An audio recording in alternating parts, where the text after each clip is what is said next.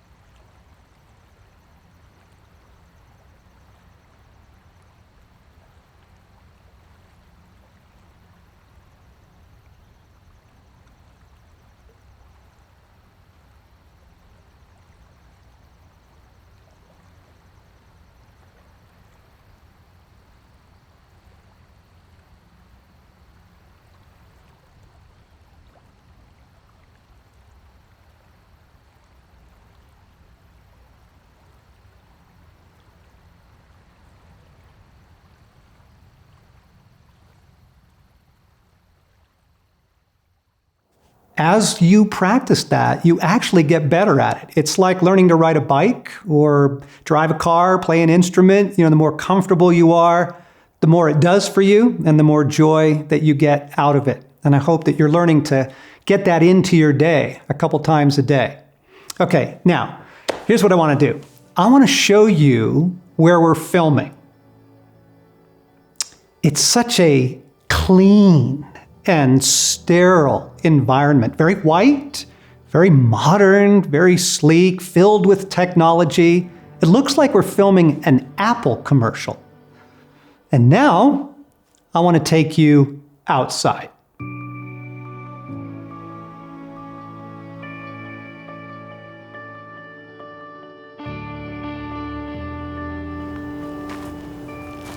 And this is the world that God made.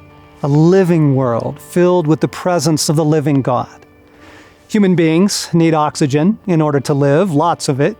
And so our loving Father gave us a world that's literally saturated in oxygen. We swim in oxygen every day, like fish swim in water. Speaking of water, human beings need water to live too. We can't go more than 4 days without it. And so our loving Father provided us with a world that is absolutely saturated in water, from the rivers and the lakes and the streams to the oceans and the rain cycle that brings it to the earth.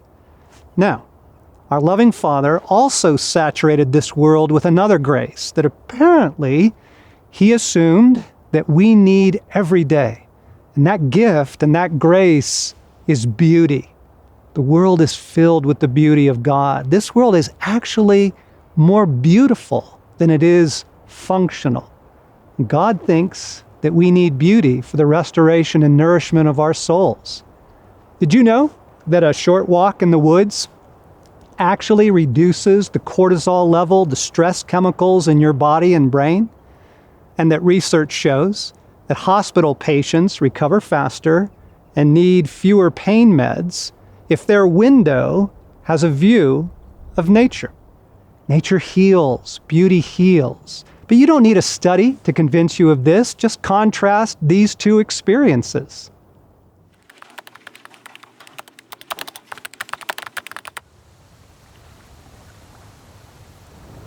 And let's look at another two contrasts.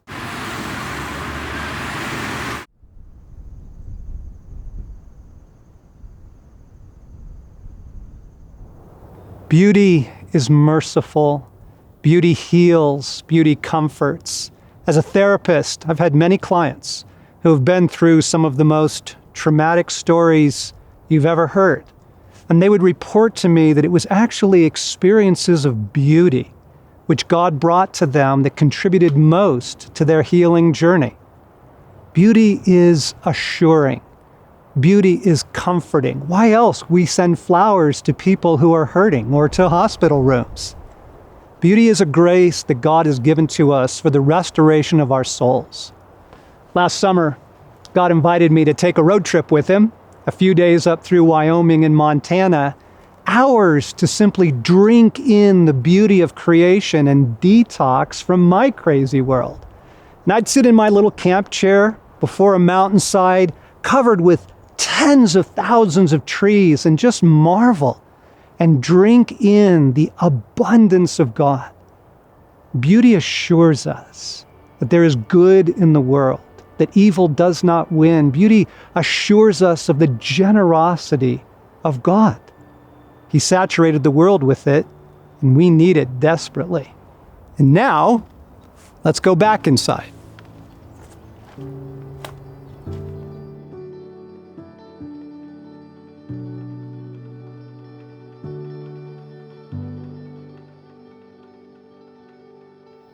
The World Health Organization reported 10 years ago, that we now spend 93% of our lives indoors.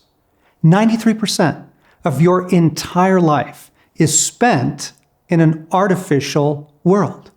So instead of sunlight and its warmth and moonlight and its beauty, you live in artificial lighting, right? Instead of real weather and the wind and the rain, your world is a constant artificial temperature, right? Everything you touch in your world is fake things like plastic and faux leather and nylon instead of the roughness of tree bark and the wetness of grass in the morning. Even the sounds in your artificial world are fake sounds. It's the hum of the HVAC, it's the click of the keyboard, it's the whir of technology. All the plants in our little bubble, most of them are fake. Instead of emitting oxygen, they actually off-gas toxins from the decomposing plastic, okay? This is not the life that God created for human beings. This is life for people in a science fiction novel, okay? And this is not good for the soul. I just want to point out that when God created the human race, he did not set them down at the mall. He did not put us in front of a computer screen. He created us to live in the world of beauty and richness and creation, the life-giving nature of creation. So let's go back to that beloved psalm, maybe one of the most precious passages of Scripture of all time, Psalm 23. The Lord is my shepherd. I lack nothing. He makes me lie down in green pastures. He leads me beside quiet waters. He refreshes my soul. David is describing an experience for us. He's modeling for us something that he learned from God. The Lord is his shepherd. Jesus is guiding him into a soul-restoring experience. And I want you to notice where he takes him. He takes him outside. He takes him into beauty. He takes him into creation. Okay? Now, there were plenty of indoor places in David's day. People had houses, and there were markets and shops and that sort of thing. But God takes him into the restorative power of nature and of beauty, and he restores his soul. Friends, it is as simple as this. Technology drains, right? Beauty and nature and goodness and life restores. Okay, so we want to reduce one and increase the other. All right, so here's our exercise right now. Whether you're alone or you're doing this in a group, we're going to hit pause in just a moment, and everybody's going to go outside for 5 minutes. All right, somebody set their timer, shepherd that, look at your watch. Just 5 minutes. Whatever the weather is, day or night, I want you to go outside and just find some simple expression of beauty. It might be, water on the pavement. It might be the moonlight. It might be the sound of birds singing, or it might be sunlight if it's daytime. Some simple expression of beauty, and you're going to practice the pause there. You're going to release everything, and then you're going to welcome this gift of beauty that God is giving. So let's take a 5-minute pause.